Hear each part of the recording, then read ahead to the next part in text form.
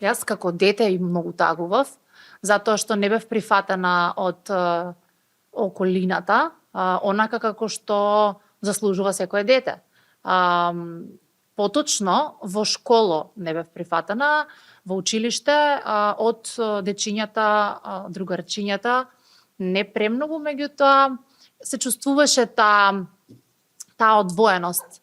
Јас секој пат не ни сакав да припаднам во групи и да, тагував зашто е тоа така, меѓутоа по никоја цена за да би била јас среќна не би го направила обратното, за да припаднам во некоја група, како што се двоја тогаш.